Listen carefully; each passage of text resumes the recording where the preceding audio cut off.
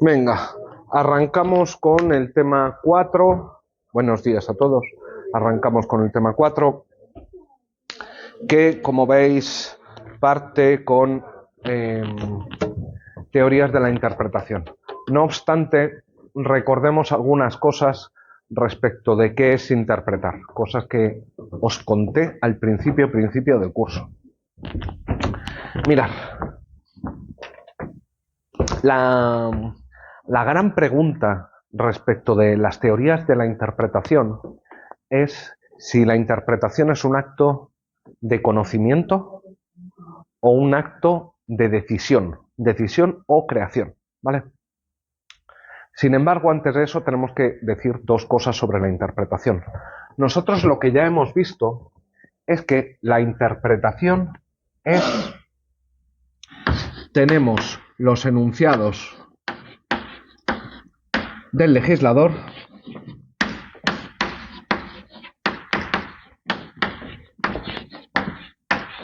y tenemos las normas.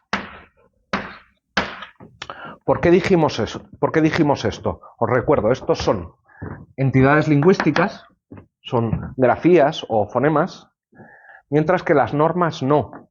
¿Por qué las normas no? Porque dijimos, si destruyo el cartel que pone prohibido fumar, estaría destruyendo la norma. Y esto es muy raro. Así que nos vemos obligados a distinguir, a separar, ¿vale? No es la única razón. También en muchas ocasiones nos sucede que un mismo enunciado puede ser interpretado de maneras diferentes o puedo atribuirle diferentes significados. De este modo, al paso de los enunciados a las normas, lo llamamos interpretación. Vale. Pero, ¿en qué consiste exactamente la interpretación? Pues mirar, ¿nos hemos perdido? ¿No? ¿Vale? ¿En qué consiste la interpretación? Mirad, sobre interpretación podemos decir múltiples cosas, pero una de las metáforas que mejor funciona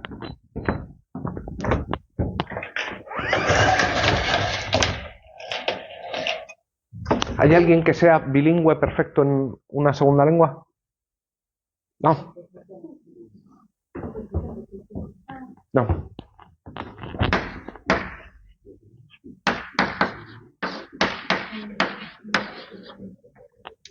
Vale. ¿Qué significa esto? ¿Es fuerza? ¿El qué? ¿Es fuerza? El derecho. El derecho. Lo traducimos. Si queremos decir ley, usamos statement. ¿Sí? Vale. ¿Qué es lo que ha hecho? Es Carlota, ¿verdad? No que si eres tú, que si era tu nombre. Carlota, ¿qué es lo que ha hecho? A menos que alguien sea bilingüe perfecto, que hay casos, lo que estamos haciendo, o lo que ha hecho Carlota es lo siguiente. Carlota lo que ha hecho ha sido coger las reglas del inglés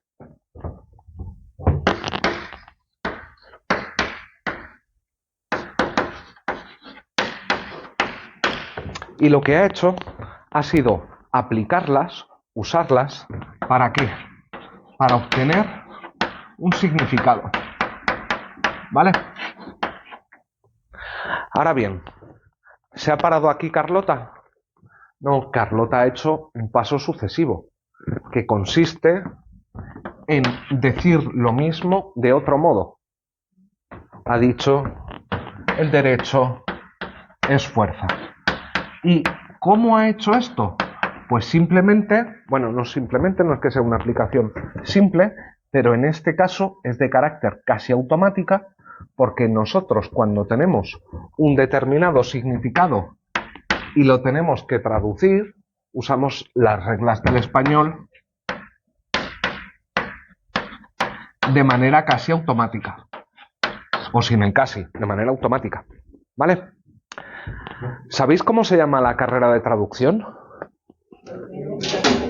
Traducción e interpretación. La diferencia entre traducción e interpretación es que traducción es por escrito, interpretación es oral. Pero es exactamente lo mismo. ¿Es lo mismo interpretar en el ámbito de las lenguas que en el ámbito del derecho? A ver, idéntico, idéntico, idéntico, no. Pero que se parece mucho y que nos vale como metáfora, sí. ¿En qué sentido? En que interpretar es decir lo mismo con otras palabras. ¿Sí? Claro, nosotros podemos llegar a un significado, esas entidades proposicionales que no está claro dónde viven, a qué mundo pertenecen, pero lo que está claro es que si nosotros tenemos que comunicar qué norma expresa un enunciado, pues tendremos que usar de nuevo el lenguaje. Así que en el fondo vamos a tener que decir lo mismo de dos maneras diferentes, ¿no? O sea, no es que sean diferentes, tenemos que decir lo mismo con palabras diferentes, pero el significado, el contenido proposicional, tiene que ser el mismo. ¿Vale? Esta va a ser nuestra idea básica o nuestro punto de partida para las teorías de la interpretación. Las teorías de la interpretación jurídica. ¿Vale? Mirad, en el ámbito de las teorías de la interpretación jurídica tenemos básicamente tres.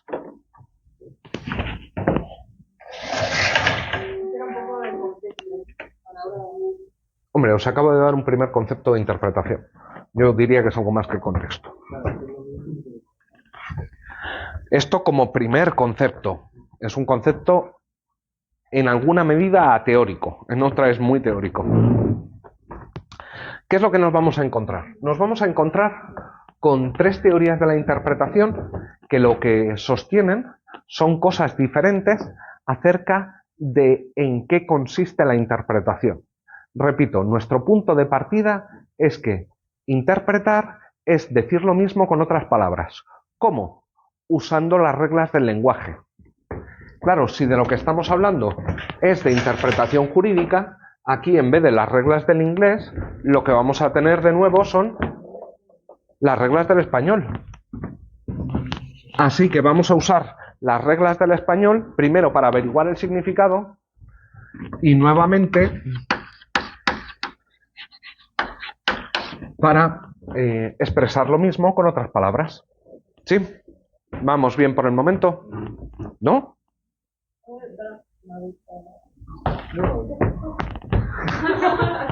No más que me mareo.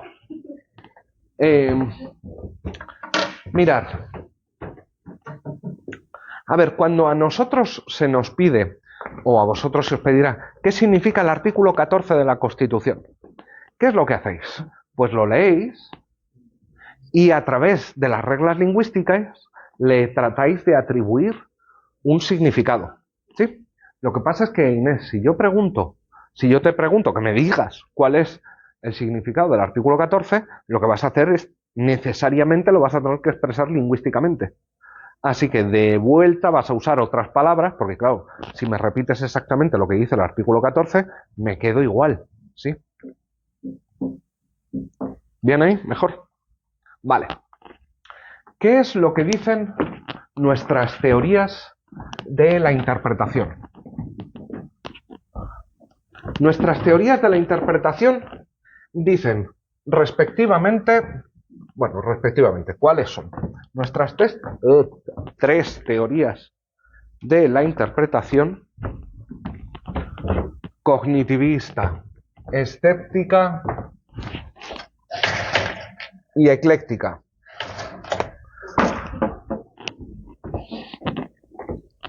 Lo tenéis ahí, los tres epígrafes del apartado. ¿Cómo? Lo que pone ahí, ¿no? Cognitivismo interpretativo, formalismo lingüístico, la teoría. No. Cognitivismo, 411, 412 escepticismo, 413 teoría ecléctica. ¿Vale? ¿Qué es lo que dice el cognitivismo? Pues como su propio nombre indica, el cognitivismo lo que te dice es que el acto de interpretar, el acto de atribuir significado, no es nada más que un acto de conocimiento, por eso se llama cognitivista.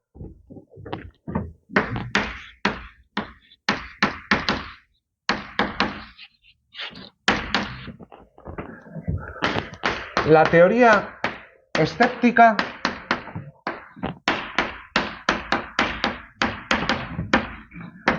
¿qué es lo que sostiene? La teoría escéptica cree que siempre es un acto de decisión y a veces incluso de creación. Tranquilos que ahora explicaremos en detalle cada uno de estos.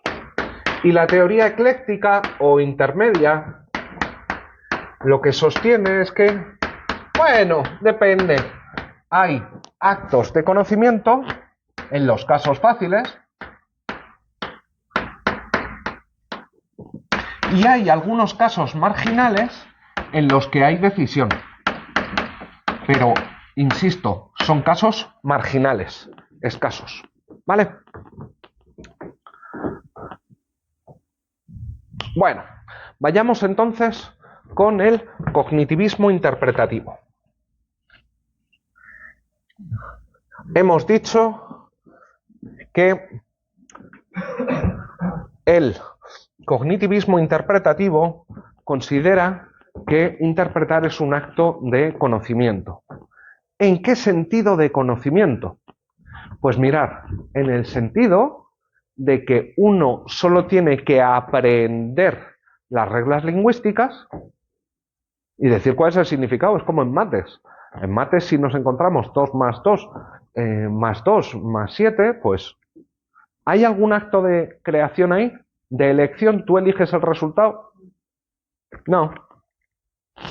Pero digamos que esta es una representación un poco simplona. Mirad, Inés, dime. ¿Todo bien?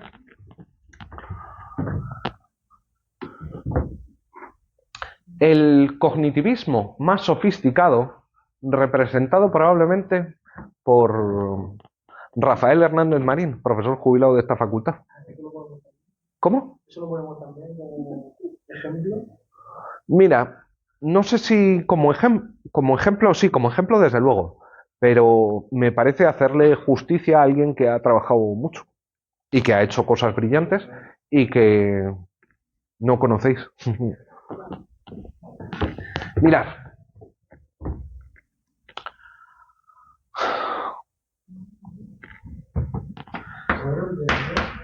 Rafael Hernández Marín.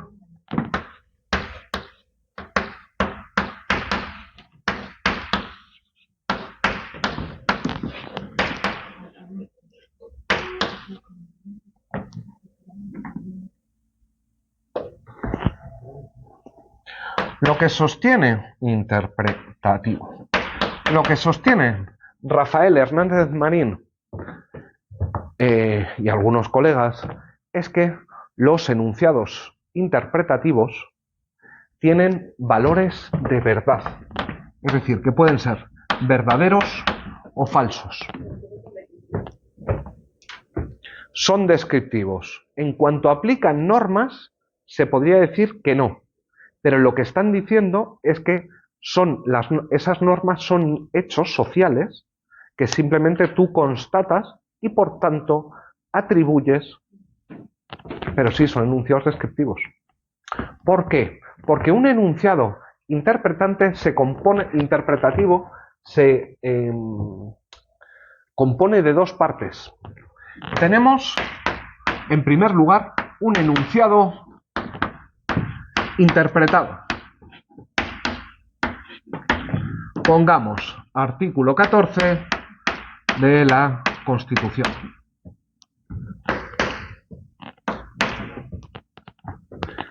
¿Y qué es lo que hace el enunciado interpretativo? Pues lo que hace el enunciado interpretativo es establecer una relación de sinonimia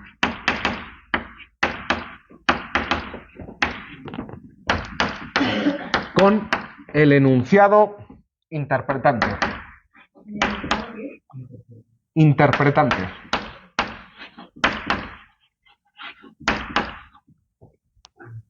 Es decir, un enunciado interpretativo estaría compuesto por estos dos elementos, el enunciado interpretado y el enunciado interpretante. Y entre ellos se establece una relación de sinonimia. Decir que el enunciado interpretativo es verdadero o falso quiere decir que es verdadero que esos dos enunciados, interpretado e interpretante, son sinónimos, significan lo mismo. Bien. Arturo.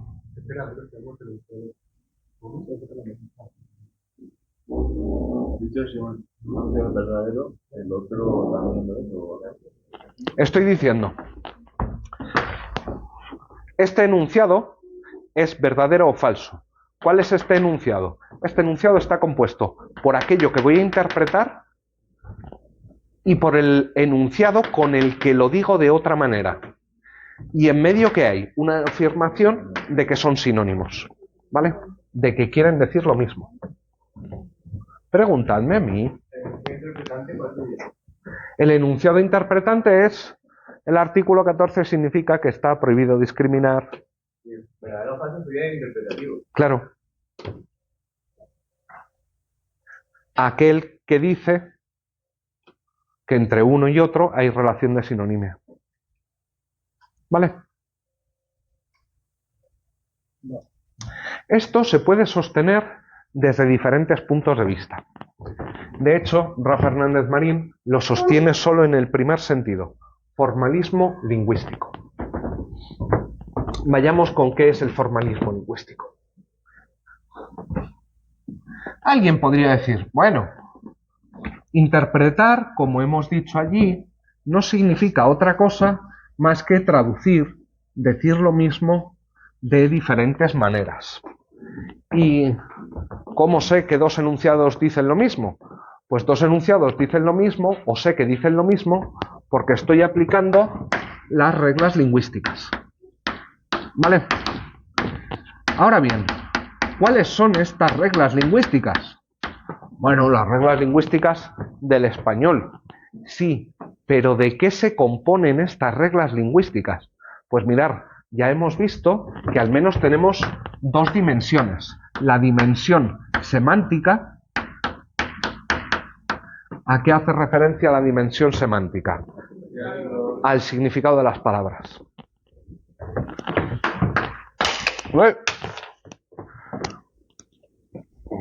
Y la dimensión sintáctica. ¿A qué hace referencia la sintáctica? A la estructura, al orden de las palabras. ¿Vale? Sin embargo, o alguien podría detenerse aquí, decir, bueno, las reglas de la RAE, que son semántica y sintáctica. A ver, esta sería una visión del formalismo lingüístico simplona y poco caritativa. Estaría cometiendo una falacia del hombre de paja para los que quieren ejemplos. ¿Por qué? Porque al menos desde el filósofo estadounidense Paul Gris, eso no hace falta, lo apunté, sabemos que hay otra dimensión del lenguaje que muchas veces determina el significado. El contexto o dimensión pragmática.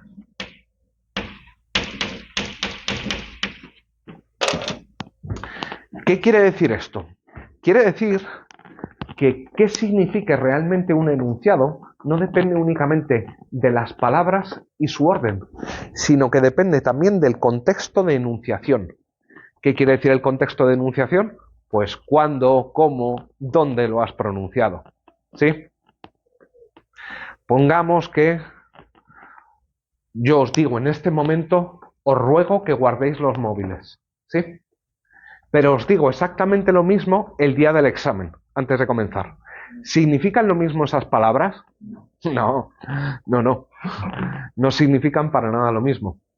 Así que, bueno, parece evidente que el contexto juega algún papel.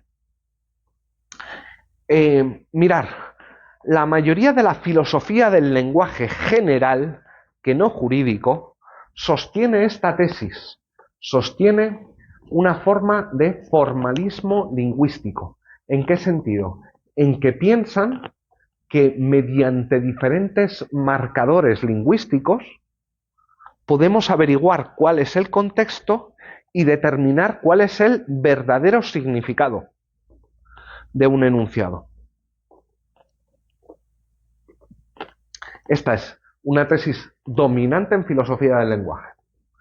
La gente o las personas nos comunicamos entre nosotros, nos entendemos, y si nos entendemos es porque en el uso del lenguaje nosotros empleamos marcadores no solo semánticos y sintácticos, sino también pragmáticos que nos permiten determinar el sentido. ¿Sí? ¿Sí? Vale. ¿Cuál podría ser un marcador de este tipo? ¿Cuál podría ser un marcador de este tipo?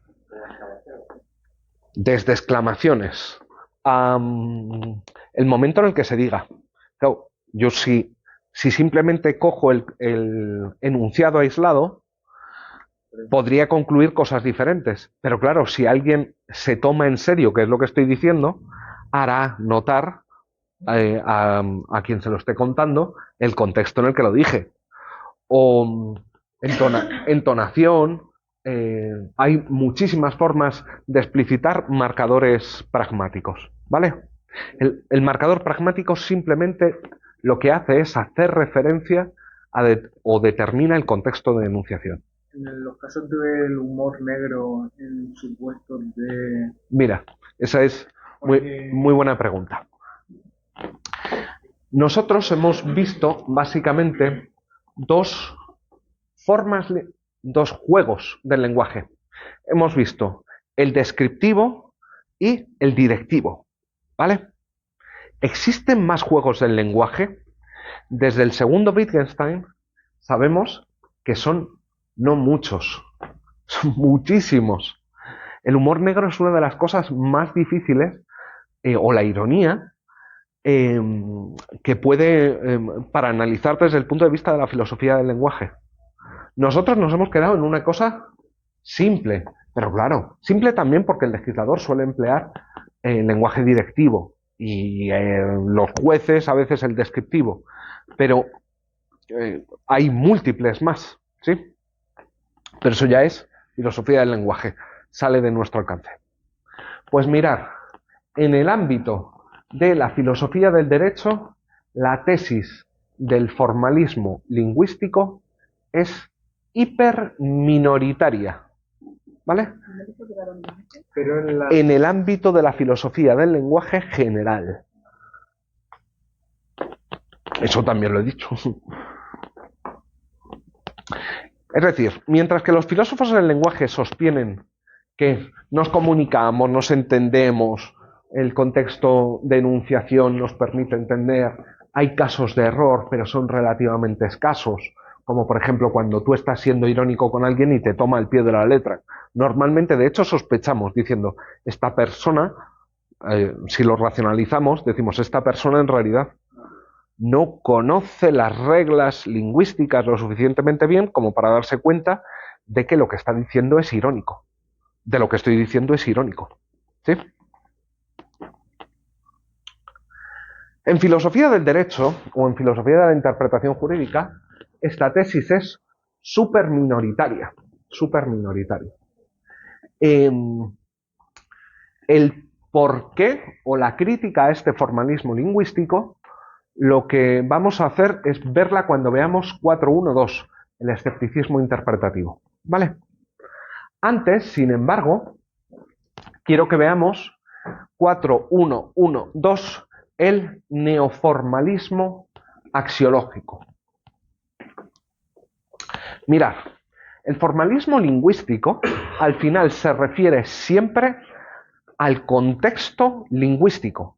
Es siempre una cuestión de reglas del lenguaje. Dime. Al punto 4.1.1.2, neoformalismo axiológico. Perdón, profesor, pero podríamos hacer Un concepto de lo que es el formalismo lingüístico, en plan breve. El formalismo... Algo como para poner en el examen, ¿te refieres? No. Sí, Bueno, sí. en realidad sí. Como se dice, ChatGPT, resúmelo. Sí, resúmelo en sencillo, sí. ¿Tienes suscripción de Premium? No, no tengo. No tienes, pues anda ya. No, que no te lo va a... Si tienes suscripción de Premium para mí, Ah, bueno. me refiero. A ver, 20 euros de... nada, ahí está bien. Por una definición.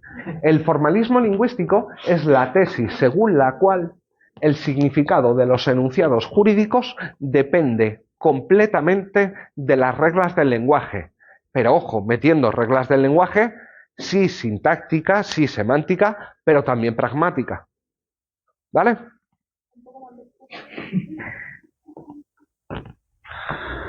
El formalismo lingüístico, pero no lo copiéis al pie de la letra. Si lo copiáis al pie de la letra, eso es letra muerta. Después, cuando lo leáis, no significa absolutamente nada. Y simplemente lo vomitáis en el examen. Y entonces habré fracasado estrepitosamente. Formalismo lingüístico quiere decir que el significado jurídico depende exclusivamente de reglas lingüísticas.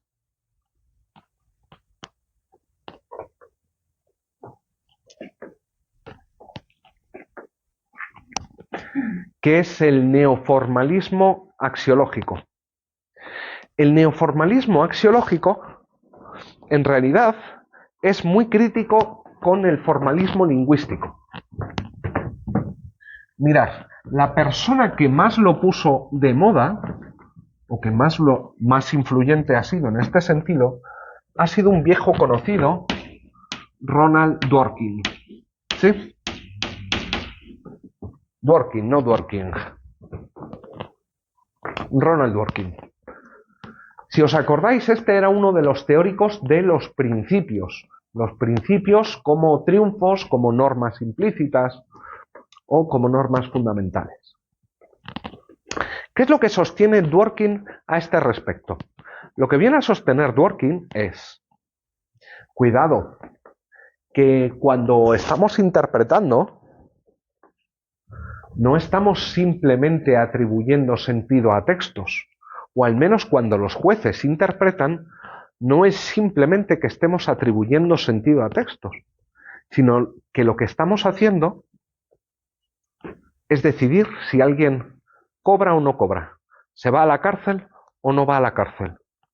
En última instancia, cuando interpretamos, estamos haciendo justicia. A ver, no es que simplemente veamos un enunciado y digamos, a ver, ¿qué es lo justo? No. Para Dworkin había tres fases en la interpretación. Había una fase preinterpretativa,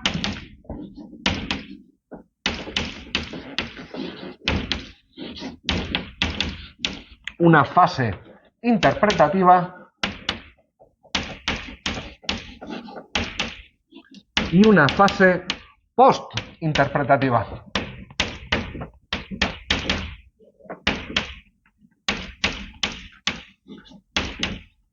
¿En qué consiste la fase preinterpretativa? La fase preinterpretativa lo que quiere decir es que, o en esta fase, lo que hacemos es seleccionar los materiales jurídicos en bruto. ¿Qué quiere decir esto? Pues hombre, que si tienes un caso penal, te vas a los artículos correspondientes del Código Penal. Todavía no sabes muy bien lo que significan. Tienes una primera idea, porque, claro, de algún modo tienes que identificarlos, pero no más que esto. ¿Cómo? En bruto, porque todavía no tienes una teoría de la interpretación como para atribuirle sentido. ¿Vale? En una segunda fase interpretativa, aquí llevamos a cabo una tarea, bueno, más bien lingüística. ¿En qué sentido? En que leemos y averiguamos cuál es el significado obvio, o el significado natural, o el significado prima facie. ¿Sí? En realidad, la primera fase es una fase de selección de fuentes, de selección de disposiciones normativas. La segunda es leer las disposiciones normativas y saber más o menos lo que significan. ¿Acaba aquí la tarea interpretativa? Te dice Dworkin, no, esto es lo que está haciendo el formalismo lingüístico. Hay una tercera fase, que es la fase de corrección de la interpretación. Ya, todos a la vez, no, que me abrumo. ¿Cuál? Venga. Aquí habría una decisión, desde luego.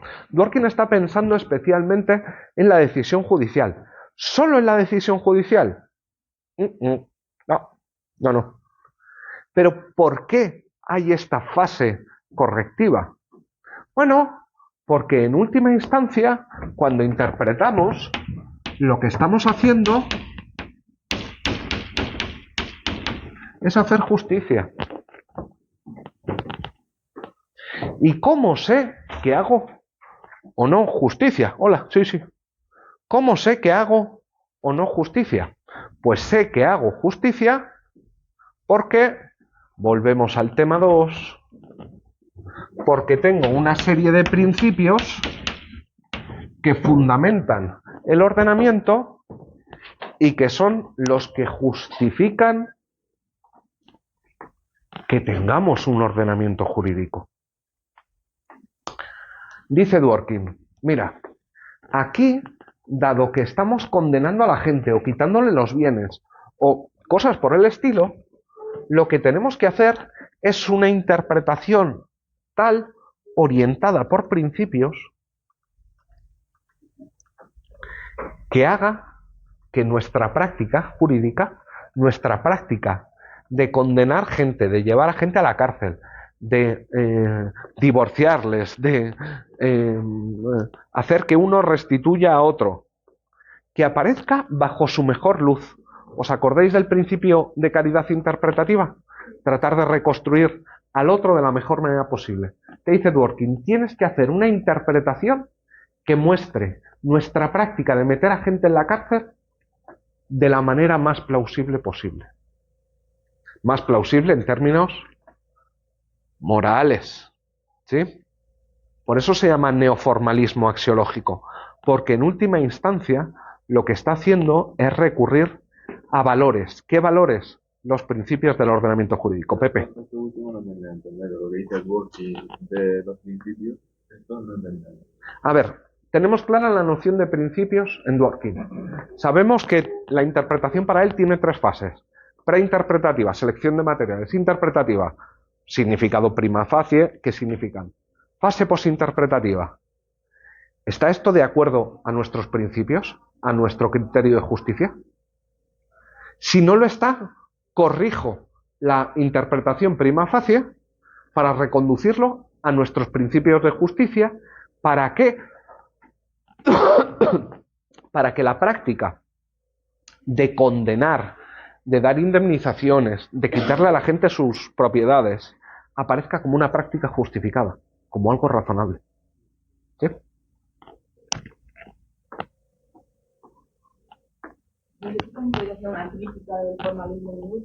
Claro, porque te dice, ¿qué es lo que te está diciendo sobre el formalismo lingüístico? Te está diciendo, el formalismo lingüístico se piensa que el derecho es una cuestión de reglas lingüísticas, de palabras. Dice Dworkin casi literalmente, esto no es meramente una cuestión de palabras. No estamos jugando a hacer lingüística. Estamos jugando a hacer justicia.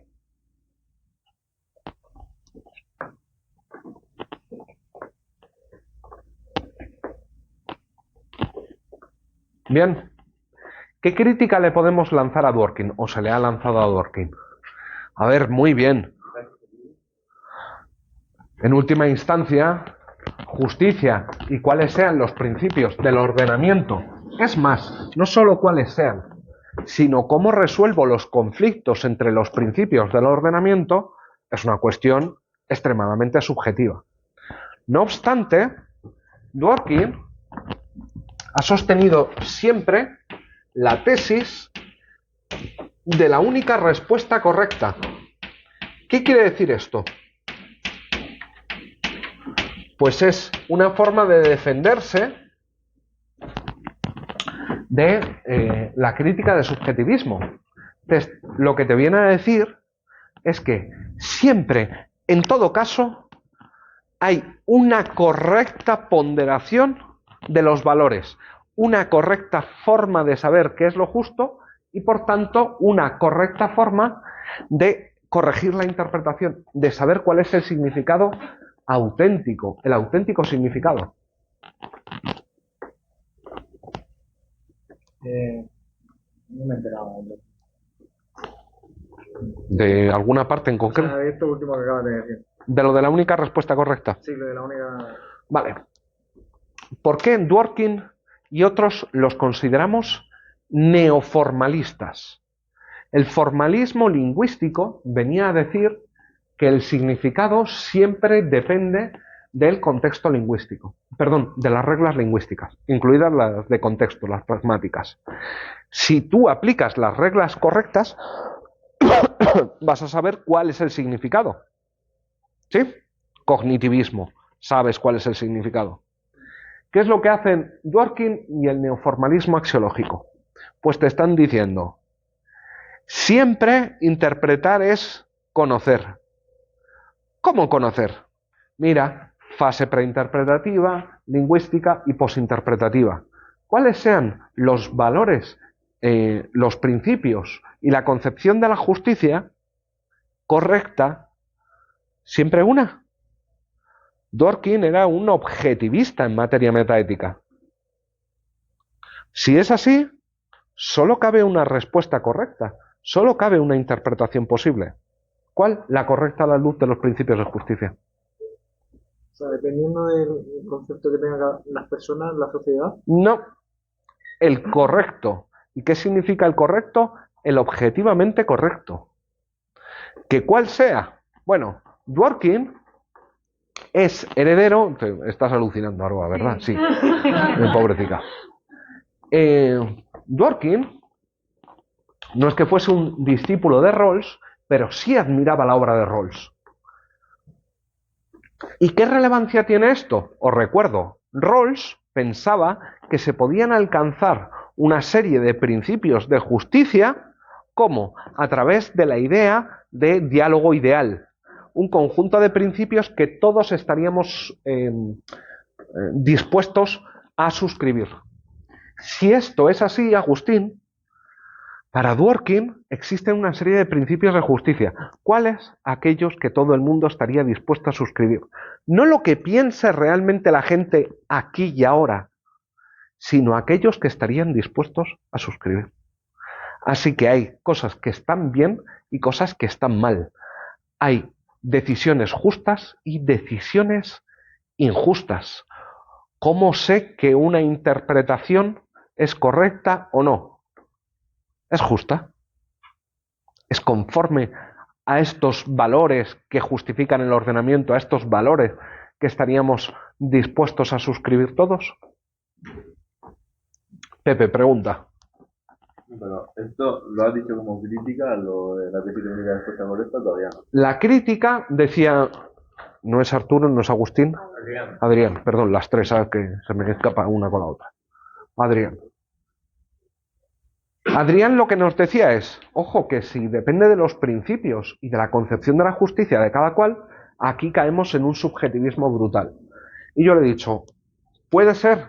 Dworkin pensaba lo contrario. Dworkin pensaba que había una única respuesta correcta.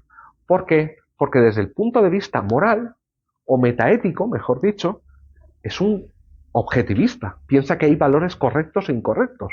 Por lo tanto, si bien nosotros podemos decir, él tiene la tesis para defenderse. No, mira, es que esté bien y que está mal, no es una cuestión de preferencias. Es una cuestión a la que se llega rawlsianamente, a través de imaginar el... Otra cosa, Adrián, es que no estés de acuerdo. No, digo que es complicado llegar de manera empírica. Complicado y, en mi opinión, imposible. para algunos autores, como somos los escépticos interpretativos, estos son fantasías, cosas que le cuentas a los niños pequeños para que duerman mejor, ¿vale? Pero ahora llegaremos al escepticismo interpretativo. ¿Vamos bien con el escepticismo? O sea, con el cognitivismo. Venga, formulo bien la crítica del escepticismo interpretativo al cognitivismo. Recuerdo, según los cognitivistas, cuál sea el significado jurídico, es un acto de conocimiento. ¿Sí? No, de los dos, del formalismo, y ahora separaré. Perdón, del cognitivismo. Del cognitivismo. Hemos pasado al escepticismo. El escepticismo trae como punto de partida una crítica al cognitivismo interpretativo. A los dos, ¿vale? ¿Qué es lo que sostiene el escepticismo interpretativo? Como críticas al cognitivismo. Repito. El escepticismo interpretativo hace una crítica al cognitivismo interpretativo, ¿vale? Ahora, el cognitivismo interpretativo es la teoría según la cual interpretar es conocer. Para el formalismo lingüístico o el formalismo jurídico, interpretar es simplemente aplicar las reglas del lenguaje, semánticas, sintácticas y pragmáticas. Pero en última instancia, somos capaces de diferenciar entre atribuciones de significado correctas, verdaderas en un determinado sentido, y falsas o incorrectas. El neoformalismo axiológico lo que hace es decir, mira, en última instancia, interpretar implica aplicar el derecho, y si es aplicar el derecho, implica justicia. Si implica justicia, implica principios, el uso de principios. Y cuáles sean estos principios no es una cosa, como estaba en contra de lo que estaba diciendo Adrián, no es una cosa que dependa de las preferencias de cada uno. ¿Por qué? Porque Dworkin era un objetivista a nivel metaético. La tesis según la cual hay cosas que están bien y están mal, independientemente de la voluntad de cualquiera de nosotros. ¿Vale? ¿Bien? Vale. Vamos con las críticas del escepticismo al cognitivismo interpretativo. Mira, ¿qué es lo que dice el escepticismo interpretativo respecto del formalismo lingüístico?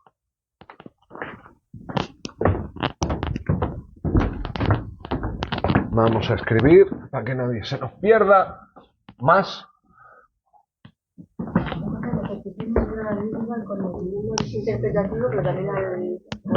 Repite, Aroa. El escepticismo crea una crítica al cognitivismo interpretativo. Al cognitivismo interpretativo, en sus dos versiones.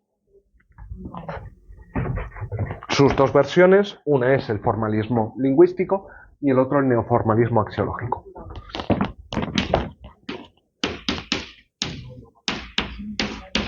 ¿Qué es lo que dice el escepticismo respecto al formalismo lingüístico?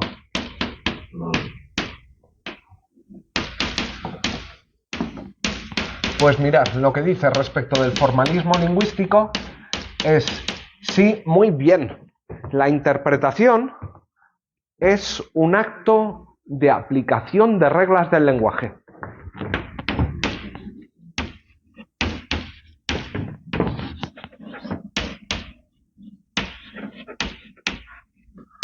Si nos quedamos en España, de reglas del lenguaje español.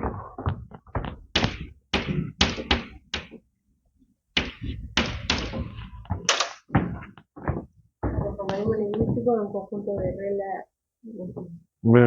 Pero eso te falta. Sí. ¿Cómo? la crítica cuál es. Esperad que llego. Solo de las reglas que aparecen en la RAE.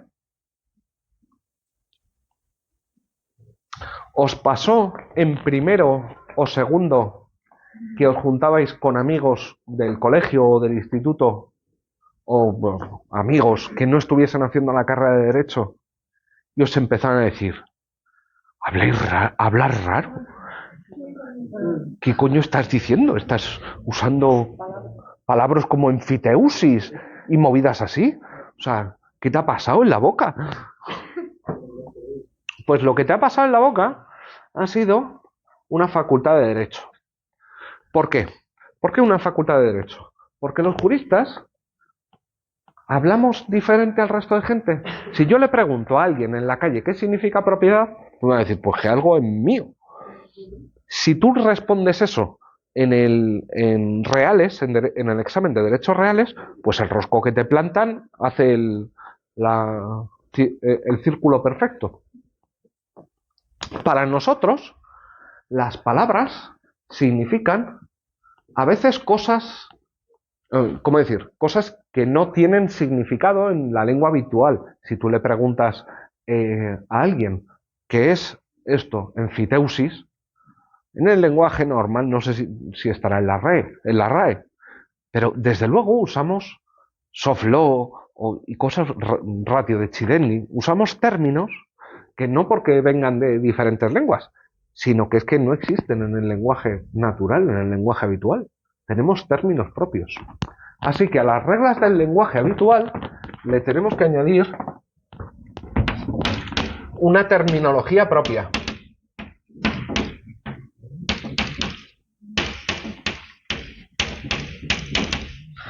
Pero si fuera solo esto es como si estuviésemos hablando con alguien que practica algún dialecto, algún slang, ¿cómo decir?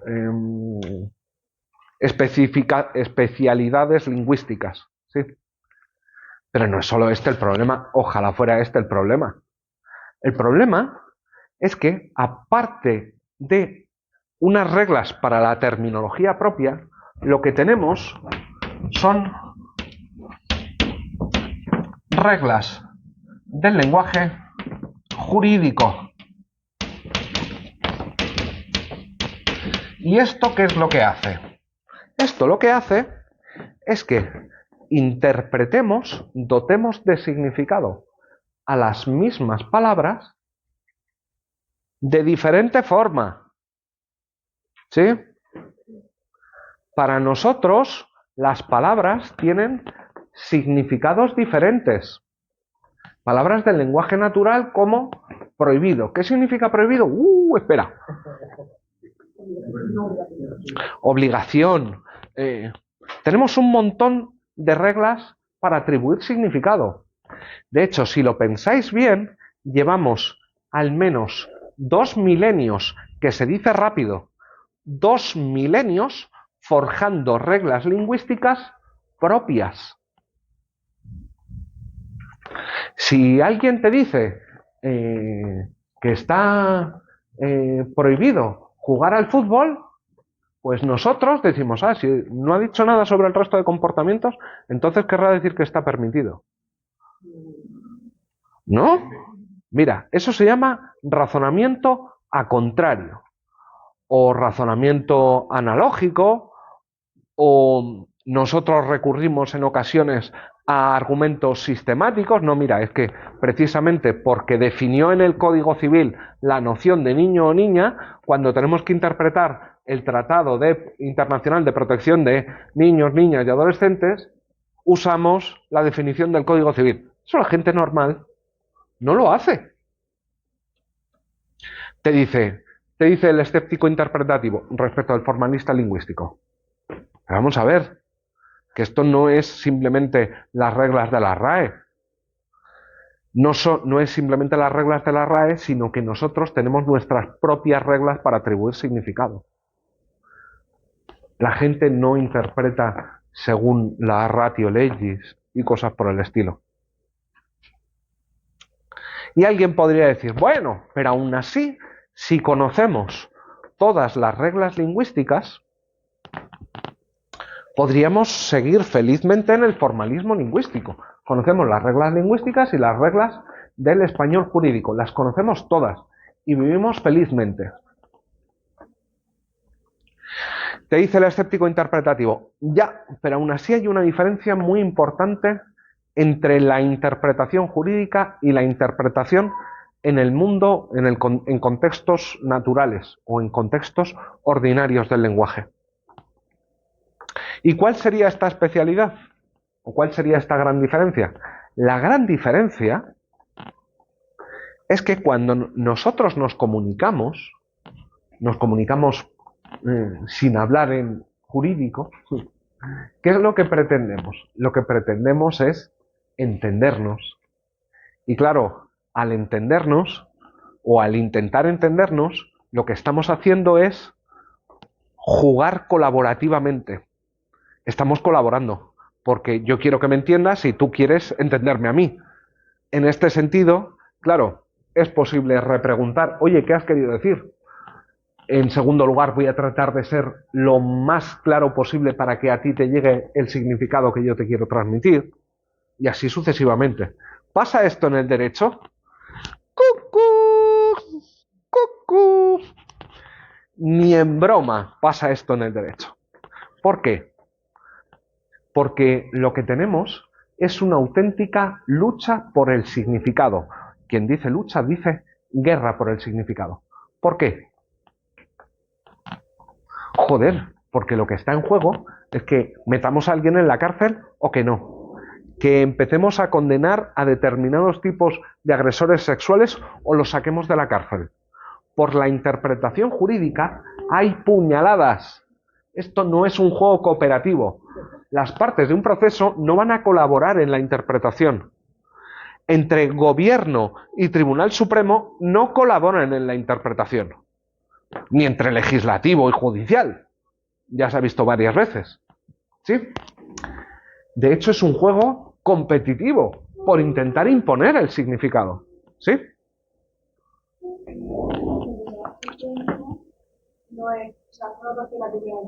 Sí. Primera subcrítica, dentro de esta primera crítica, tenemos muchas reglas lingüísticas, no únicamente las del español ordinario. Segunda crítica, no solo es que tengamos muchas reglas, es que además la interpretación jurídica no es un juego colaborativo.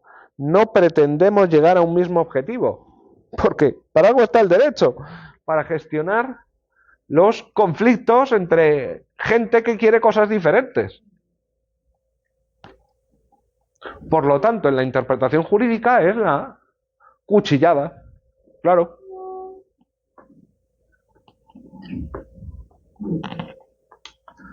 Breve crítica al neoformalismo axiológico y hacemos la pausa. ¿Vale? Al de Dworkin. Pues es un poco lo que estaba diciendo Adrián. Bueno, esto es completamente subjetivo. Cuáles sean los principios de justicia. Estamos de broma. Al neoformalismo axiológico. La crítica es, esto no es nada más que las preferencias de cada sujeto, vestidas muy bonitas, muy decoradas, muy no sé qué. Esto es básicamente lo que le dé la gana al intérprete.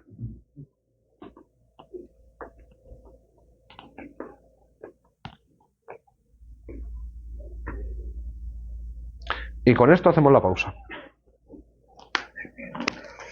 ¿Cómo estaría que hayan llegado a la única respuesta correcta? Seguimos con el escepticismo interpretativo. Repito, el escepticismo interpretativo lo que sostiene, como vimos al principio... Esto ya terminando, basado en las críticas. Basadas en las críticas. Vale. El escepticismo interpretativo, os recuerdo que sostiene. Lo que sostiene es que interpretar es siempre un acto de conocimiento. Perdón, de decisión. Me he ido la olla. Un acto de decisión. Tiene dos variantes que nos va a permitir entender por qué es un acto de decisión. Vamos, venga, empecemos por la radical. ¿Qué es lo que sostiene la radical? Mirad, El escepticismo interpretativo radical se puede reconstruir o tiene dos razones para decir que se puede atribuir, ojo, cualquier significado a los textos jurídicos. Cualquier significado a los textos jurídicos. El primer argumento es de carácter conceptual.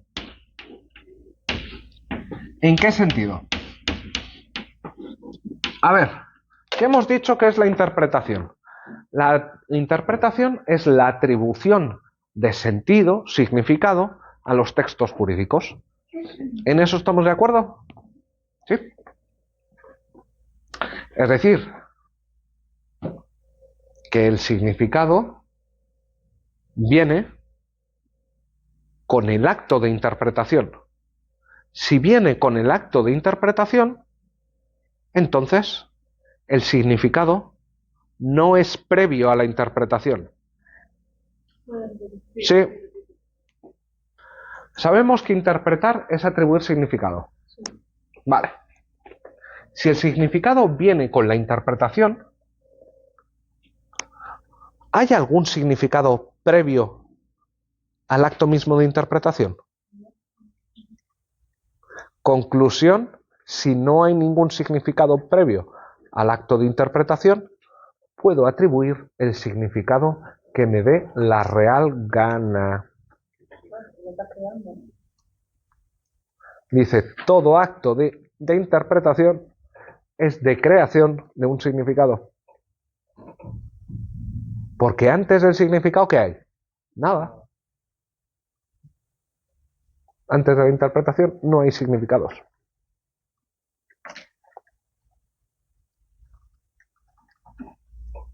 Vale. ¿Viene con la enunciación de la interpretación? Con el acto interpretativo, con el acto de interpretar. ¿Bien? Ya queda menos, tranquila. ¿Y si se crea en base a qué? Pues si no tiene por qué significar. Realmente incluso creando ya estás interpretando. ¿Cómo? Incluso creando ya estás interpretando.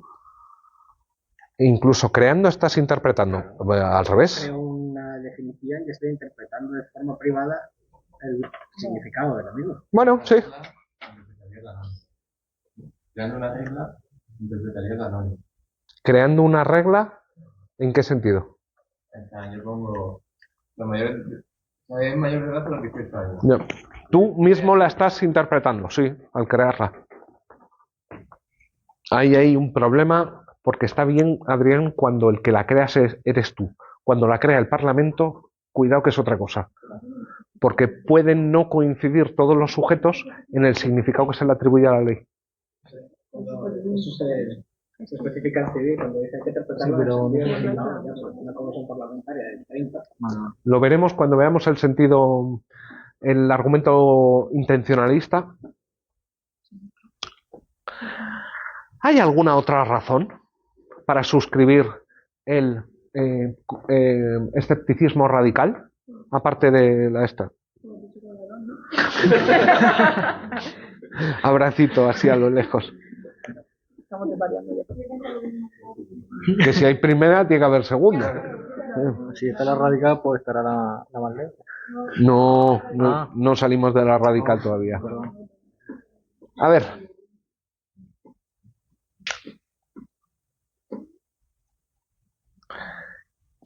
Cojamos, yo qué sé, el artículo 14 de la Constitución y llega esta sacrosanta facultad y dice que a partir de ahora... A ver, ¿a qué grupo queremos discriminar hoy?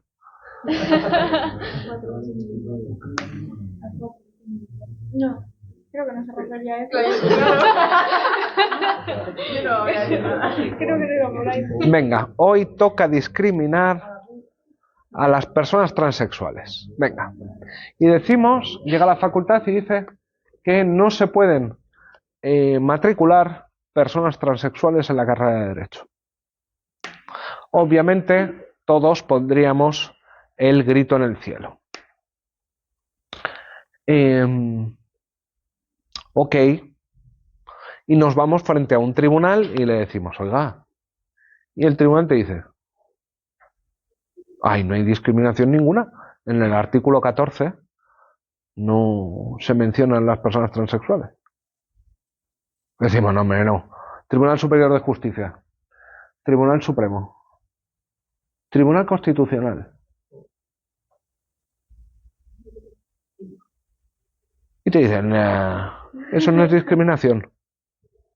Y si no es y si el tribunal dice que el artículo 14 no prohíbe eso, venga, pongamos un caso un poquito más extremo. Decidimos que las personas que practiquen el Islam no pueden entrar en la Facultad de Derecho. Y llegas, tribunal de primera instancia, y el tribunal de primera instancia te dice, nah, eso no es discriminación, porque estamos defendiendo los valores europeos, nuestra identidad. Por tanto, no es discriminación. Tribunal Superior de Justicia, idem. Tribunal Supremo, idem. Y te llega el Tribunal Constitucional y te dice, no, mira, es que bien interpretado el artículo 14 no impide no permitir la entrada de musulmanes en las facultades de Derecho. ¿Y qué haces? Pues te lo zampas, porque no es que lo que diga el Tribunal Supremo va a misa, no es que sea necesariamente lo correcto, moralmente o políticamente, pero es lo correcto desde el punto de vista jurídico.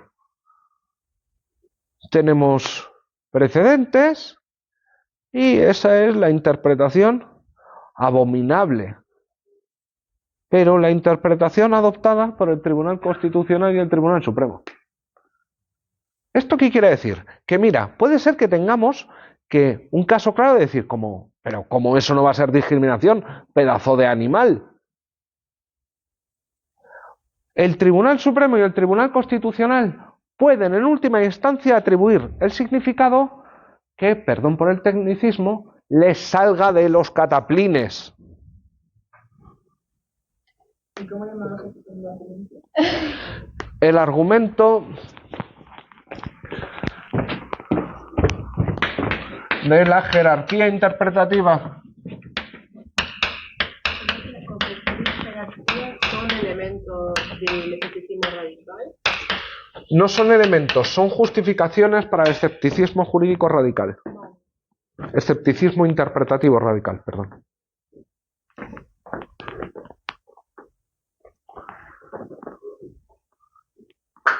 Se ha pervertido el significado. Te dicen, no, pero si el significado es algo que depende en el derecho, en última instancia, de los órganos jurisdiccionales y en última instancia de los superiores jerárquicos. O sea, no me quedó claro a mí tampoco. Un segundo, Agustín. ¿De qué depende el significado jurídico según el escepticismo radical?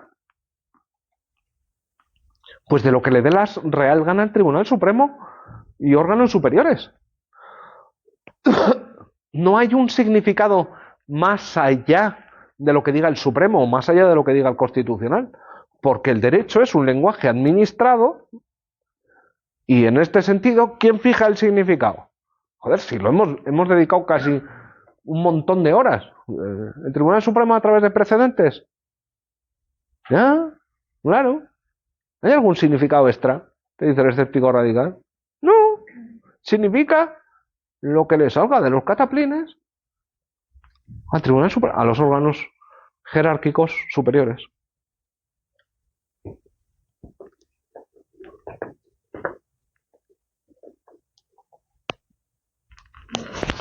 Crítica al escepticismo radical interpretativo. Sí, que esto es demasiado caótico.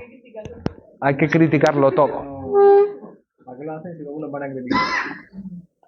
Para que aprendáis a criticar. La gracia de... Sí, pero no sé si en el mismo sentido, Carlota. juguemos al juego colaborativo y no del significado. A ver, que alguien pueda cometer una barrabasada interpretativa y decir, yo que sé, que el artículo 14 permite discriminar en razón de la religión, no significa que esté bien, o no significa que eso sea una interpretación posible. Te dicen los escépticos moderados. El escepticismo moderado lo que viene a decir es, ojo, que al radical se le ha ido la olla. Claro que hay no un significado, sino diferentes significados previos a la interpretación. ¿Por qué? Porque no vivimos en la anomia, en la falta de reglas interpretativas. ¿Qué va? Al contrario. Si lo que tenemos es un montón de reglas interpretativas. Que hay significados previos de los enunciados. Yo tengo un enunciado al que le puedo atribuir una serie de significados, es decir, puedo sacar un conjunto de normas finito, no infinito. Porque claro, si cojo el artículo 14 de la Constitución y digo que significa prohibido matar jirafas, este significado, N4, esto me lo acabo de inventar. ¿Dónde está el límite? El límite está en las reglas interpretativas, que sí, serán un montón, serán las reglas del lenguaje más las reglas del lenguaje jurídico, los argumentos raros que usamos, patatín, patatán.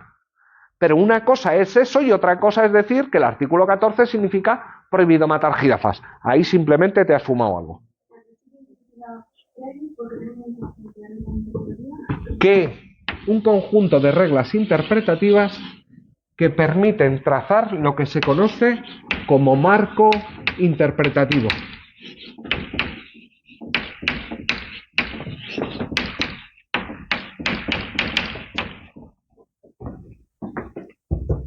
Te dicen, son muchas, pero no infinitas. No vale cualquier cosa. Oiga, ¿y qué pasa si llega el Constitucional y dice, aquí mis reales, el artículo 14 significa prohibido matar jirafas? Pues dices, ok, ahí lo que pasa es que no estás interpretando. Estás llevando a cabo, Adrián, un acto de construcción jurídica. Vamos, que te lo estás inventando. ¿Sí? Si mi conclusión es N4, prohibido matar jirafas, aquí ya no estás interpretando. ¿Por qué? Porque ninguna de las reglas lingüísticas, ninguna de las reglas interpretativas, su aplicación te permite concluir que el artículo 14 significa prohibido matar jirafas. Porque las reglas interpretativas pueden ser modificables, pero son previas a nosotros. Cuando creo un significado nuevo a raíz de la regla interpretativa, se dará vuelta. No a través de la regla interpretativa, precisamente es sin regla interpretativa.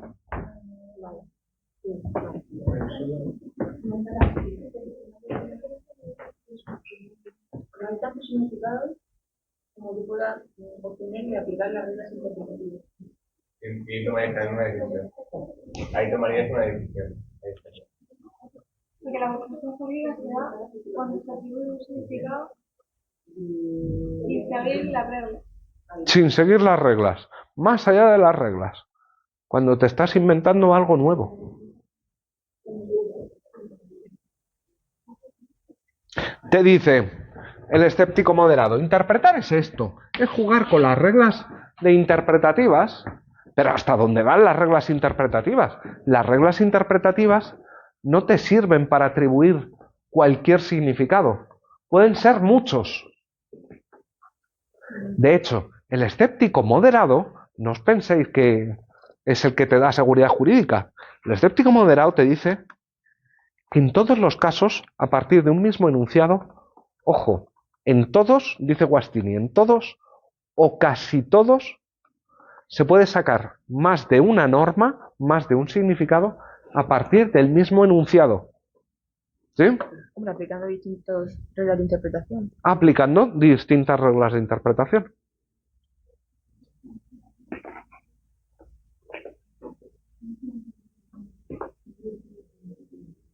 ¿Esto está dentro de la primera crítica? ¿Lo último que acaba de decir está dentro de la primera crítica? De la primera crítica, ¿a qué? Que ya me perdí. El escepticismo moderado, radical.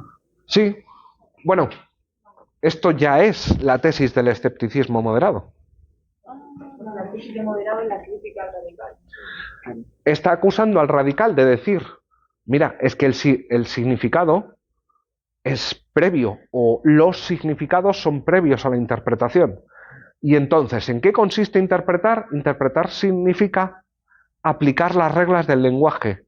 Pero dado que la aplicación de las reglas interpretativas o reglas del lenguaje me permiten derivar diferentes normas, aquí no te queda más remedio que elegir.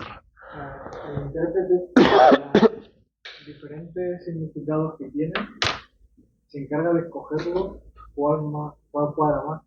¿Cuál cuadra o cuál te interesa o cuál es más conforme a tus criterios de justicia? ¿Y la decisión que tomas se perpetúa o se puede variar? ¿Se perpetúa en qué sentido? En que si tú eres el enunciador interpretativo, ya siempre vas a tener que aplicar el enunciador interpretativo, o puedes cambiarlo. Piensa en precedentes. ¿Se pueden cambiar los precedentes? Pues entonces, Pepe. Esos significados previos surgen tras la aplicación también de las reglas interpretativas. Efectivamente. Lo que voy a tener es que tengo significados previos, ¿por qué? Porque tengo reglas interpretativas que aplicar al enunciado. Problema, tengo tantas reglas interpretativas que me van a salir varios significados. ¿Puedo elegir o cómo elijo entre estos significados? Te dice el escéptico interpretativo, moderado. No hay criterio. Es una cuestión de decisión, elección, discrecionalidad. As you wish.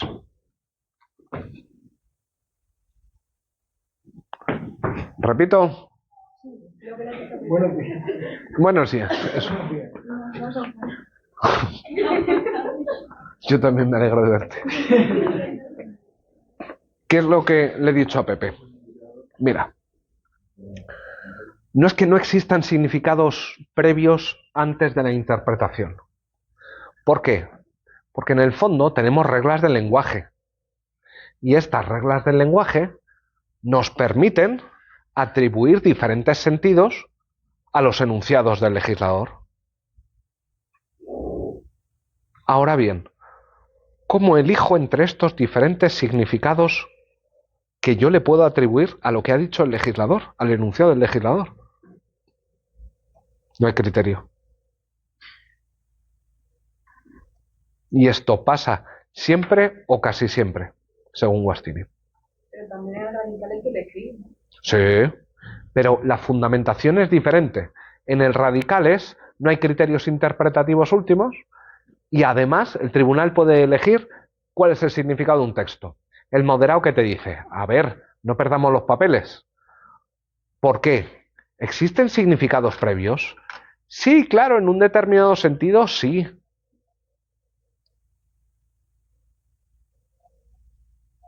¿Y cómo elijo entre estos? Bueno, has usado el verbo correcto, eliges. No hay... Lo sofistico un pelín, por si no había sido suficientemente complicado. Para el escéptico moderado, tenemos una serie de criterios interpretativos, reglas interpretativas, incompatibles. ¿Incompatibles por qué? Porque conducen a diferentes resultados interpretativos, a diferentes interpretaciones. Y no jerarquizados varios criterios interpretativos que nos conducen a diferentes resultados interpretativos, y estos criterios no se encuentran jerarquizados. No puedo decir, tengo que hacerle caso a El literal, el intencional, el sistemático. Te dice, no hay una norma fija. No hay una norma que te diga, tienes que preferir la interpretación literal a la intencional, o la teleológica a la sistemática, o el a contrario a la reducción al absurdo. No los hay.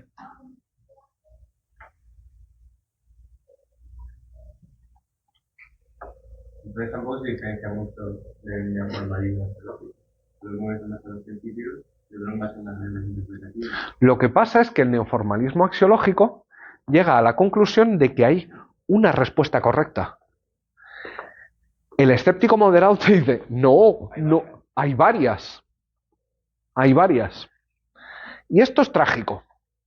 ¿Por qué es trágico que haya varias respuestas correctas? Es trágico porque cuando un tribunal hace una barbaridad interpretativa, lo más probable es que no se esté inventando nada. Está cogiendo cosas ya creadas. Está escogiendo entre cosas ya creadas, y esto, ¿qué hace? Que su decisión no sea prevaricadora, no sea... La mayoría de las veces, los jueces eligen entre interpretaciones preexistentes. Y que se ajustan más Y que se ajustan más a sus ideas.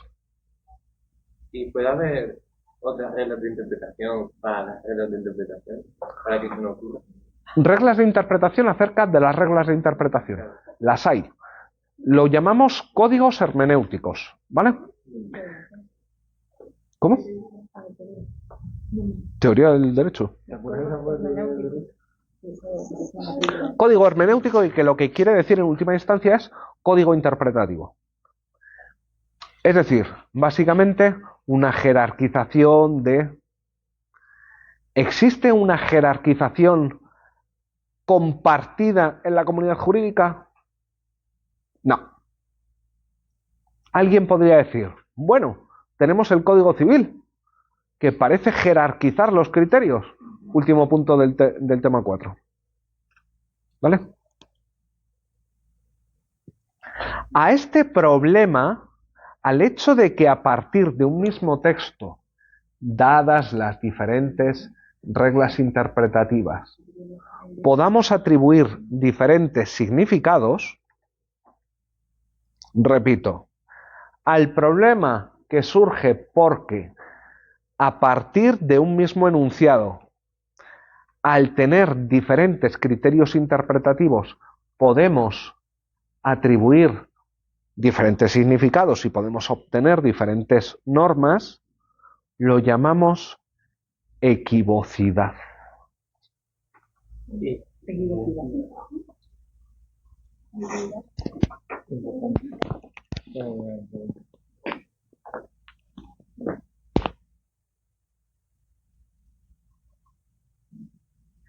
¿Qué dice la teoría ecléctica?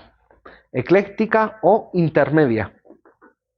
Lo que dice la teoría ecléctica o intermedia, bueno, si es intermedia, ¿qué es lo que hace? Darle razón un poco a uno y a otro.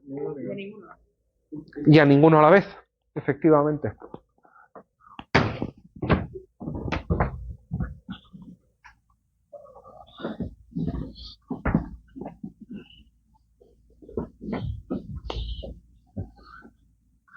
¿Qué es lo que sostiene la teoría ecléctica?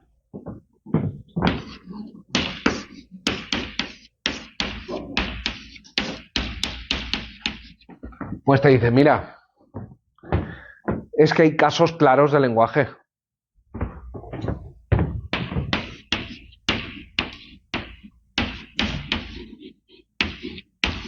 Casos en los que no se nos genera ninguna duda acerca de la interpretación.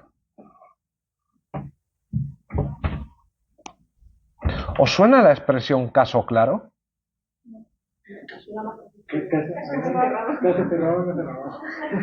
Cold case también. Caso claro. ¿Os suena caso oscuro? ¿Qué era un caso oscuro? ¿No está muy claro lo que es un caso oscuro? Mirad, lo vimos con los enunciados subsuntivos. ¿Pero de qué tipo? ¿Es como en la equivocidad? A los casos oscuros era que no se sabía hasta qué punto Varias normas el ámbito de aplicación si entraba o no. Si entra o no en el supuesto de hecho. Lo que tenemos con los casos oscuros es casos en los que dudamos de si un determinado caso forma o no parte del supuesto de hecho de una norma. Por ejemplo, el secreto de las comunicaciones. ¿Está cubiertas tus conversaciones con la IA? ¿Con el chat, con el bot? Eso es un caso oscuro. Pero, ¿os acordáis dónde vimos esto y cómo llamamos esto? Esto lo vimos. Exactamente. Aquí de lo que se está hablando, cuando se habla de casos oscuros, es de vaguedad.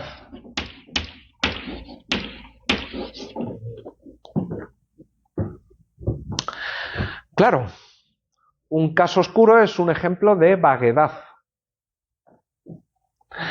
Te dicen los eclécticos. Mira, efectivamente, en la práctica nos encontramos con casos oscuros, no muchos.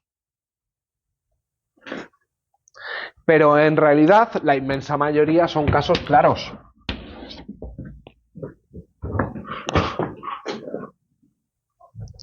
Pero esto tiene truco. ¿Por qué tiene truco esto? ¿Alguien ve el truco? La definición de casos claros. ¿Por qué? Porque ¿qué sería un caso claro? Bueno, lo puedo definir cuando no me genera dudas cuál es el alcance de la norma, de si un caso entra o no. Pepe. Que la interpretación para cada uno es distinta. Porque la interpretación de los casos claros no es Porque no habría interpretación en los casos claros. In claris non fit interpretatio.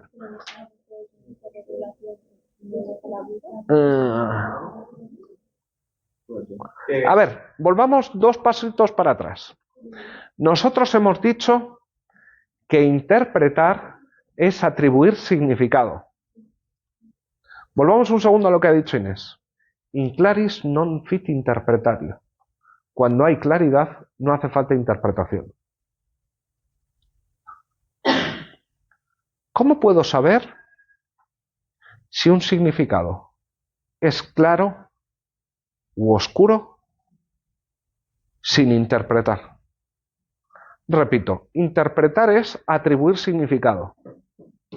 ¿Cómo puedo saber si es oscuro o no si no he interpretado? Y aquí viene la madre de todos los males. ¿Por qué? Claro, si yo digo in claris non fit interpretatio, lo que estoy diciendo es que el caso claro no ha de ser interpretado. ¿Cómo sé yo que un caso es claro? Porque previamente he atribuido significado al enunciado del legislador.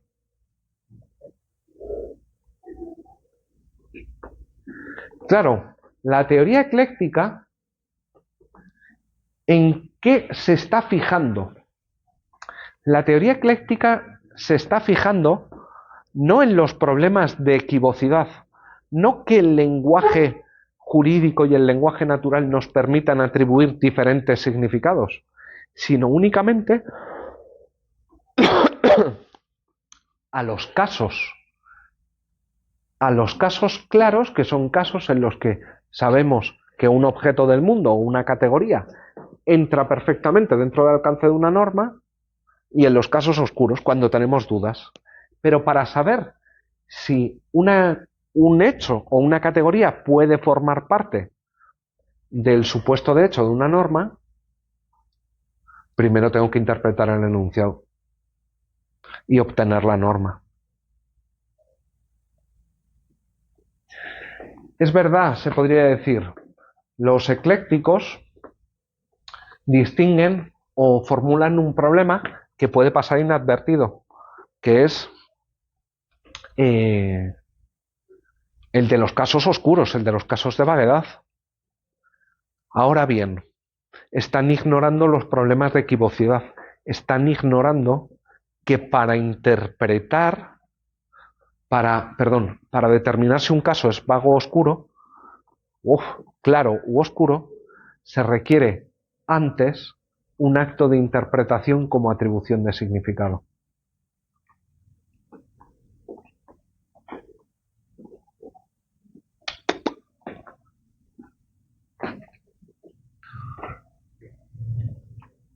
Por favor, no confundáis los casos claros y oscuros con los casos fáciles o difíciles. ¿Sí? Oscuridad y dificultad no son lo mismo. Oscuridad ya sabemos lo que es. Tenemos un problema de vaguedad. No sabemos si un sujeto forma parte o no, si se le aplica la norma o no. Un caso difícil es otra cosa. ¿Qué es un caso difícil? Un caso difícil, sí, pero tampoco sabes cómo resolver el de vaguedad, ni tampoco sabes cómo resolver cuál de los diferentes significados puedo elegir. Un caso difícil, en sentido estricto, es un problema axiológico.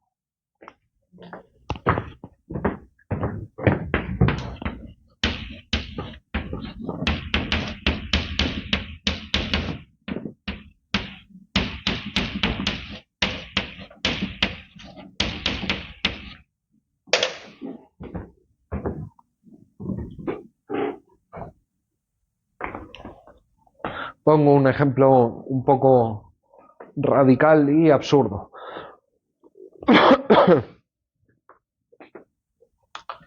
¿O no? No, ni absurdo ni radical. Artículo 8, el de las Fuerzas Armadas, ¿no? Sí, es el 8 de la Constitución. Las Fuerzas Armadas están compuestas por el Ejército de Tierra, el de Mar y el de Aire. ¿Cómo? ¿La Guardia Civil? Busca el artículo 8, anda.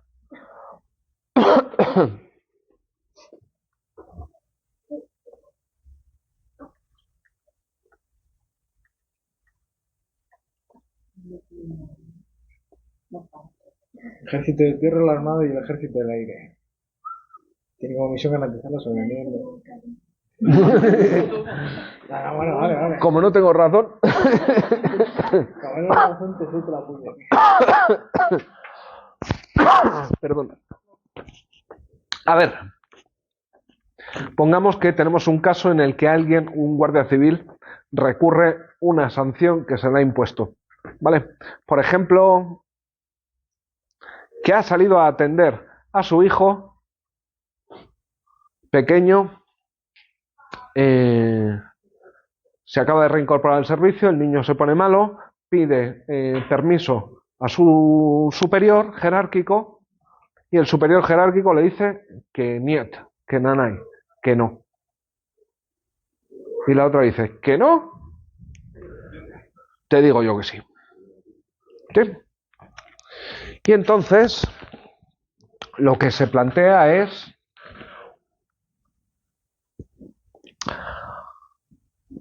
¿la Guardia Civil necesariamente tiene que mantener una jerarquía militar? ¿O no será que está obligada a respetar los derechos de los trabajadores y las trabajadoras?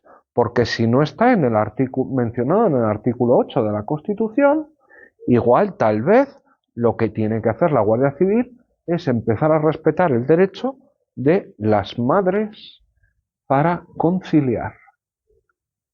Dices, hostias, y hay que decido, porque claro, si niego que la Guardia Civil sea necesariamente un cuerpo militar, entonces, según una interpretación literal del 8, entonces se me cae el sistema de jerarquía de la Guardia Civil.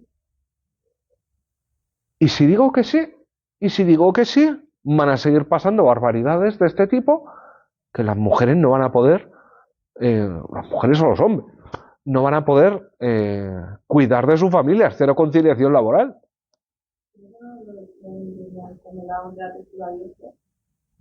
No, porque no es un caso no previsto. No es que sea algo que ha surgido en la realidad extrañamente. Bueno. Pero yo te diría, en este caso, esencialmente lo que tenemos es un problema, porque a ver, Según una interpretación no muy fantasiosa, según la Constitución no lo menciona. Hay un problema ahí de significado claro o oscuro. Porque no puedo entender, por ejemplo, porque, o sea, si es militar, entonces, o sea, no sé en qué artículo lo dice, vale, en el 8 no. No sé en qué artículo lo dice. Bueno, pero si todas las normas infraconstitucionales deben adaptarse a lo que dice la Constitución, si la Constitución establece cuáles son los de estos militares, alguien podría decir, no se pueden crear más cuerpos militares que aquellos que están expresamente establecidos en la Constitución. Tú ponte, os voy a poner un ejemplo que os gusta mucho, que llega Pedro Sánchez y mañana, sí, yo sé que os encanta, y se crea un cuerpo militar solo para él. Pues me juego el pescuezo mío y tuyo a que pondréis el grito en el cielo diciendo no se pueden crear nuevos cuerpos militares. ¿Por qué? Porque lo pone en la Constitución. Así que no es una interpretación descabellada. Bien, mucho divertido.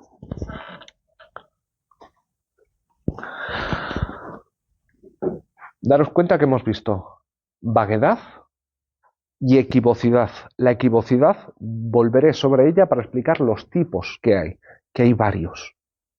Pero ahora nos adentramos en los 7 minutos que nos quedan en los criterios interpretativos. Eso. Pepe. En los casos difíciles, entonces simplemente son problemas lógicos. Sí. Cuando lo que tenemos es que elegir entre diferentes interpretaciones que implican un conflicto valorativo. Pues se podría entender como laguna geológica o no. A ver, ¿en qué sentido? O sea, en la laguna geológica decimos que el legislador entendemos que no ha previsto un determinado supuesto, pero realmente sí lo ha previsto. ¿En qué sentido sería esto una laguna axiológica? Pues, por ejemplo, en el caso que has puesto, ¿Sí? a entender que ese supuesto sí que debería estar reconocido. ¿Cuál supuesto? El supuesto de la Vale, ya. Sí, pero esto no quita para que en última instancia genere un conflicto axiológico, porque tengo que elegir entre la Guardia Civil es un cuerpo militarizado o no lo es. Y esto me provoca un problema axiológico. ¿No te gusta la Guardia Civil? No sé, a lo mejor no. No, es que no estoy entendiendo, por ese ejemplo. Venga.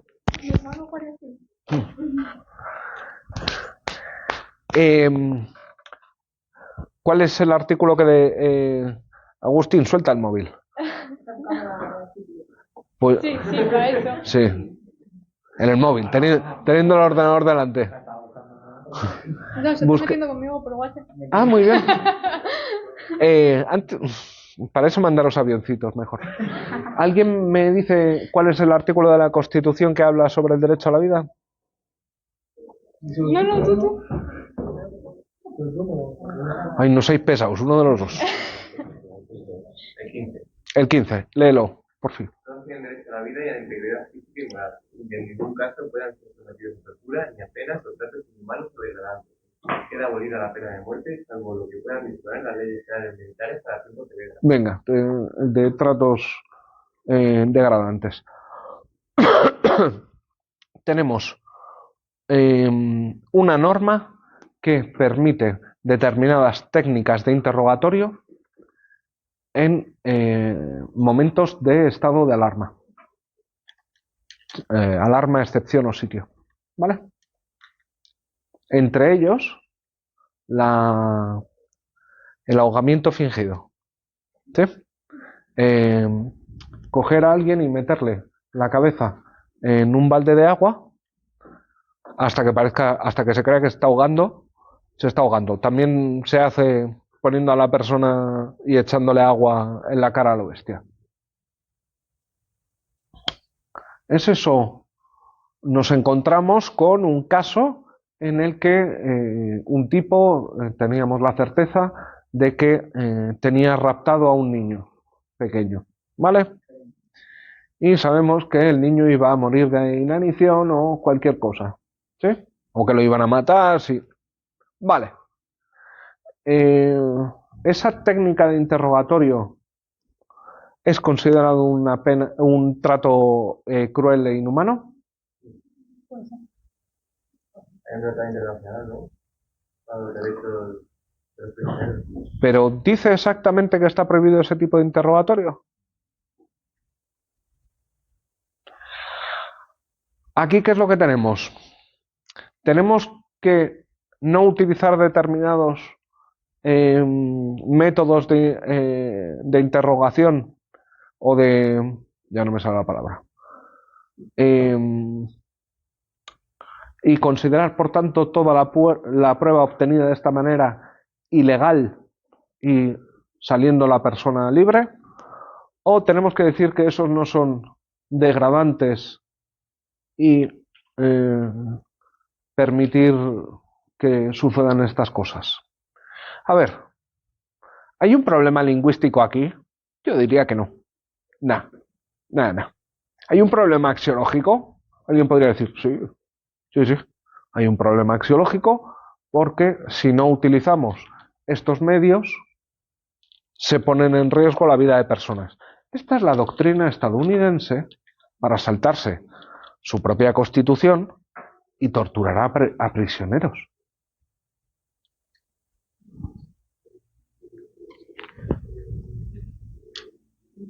¿Te ha gustado más este ejemplo? No. Para los gustos los ejemplos.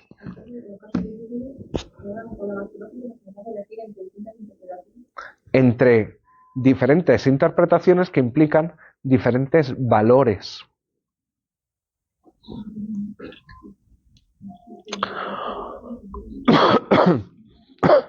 Ya dejemos para mañana los criterios interpretativos.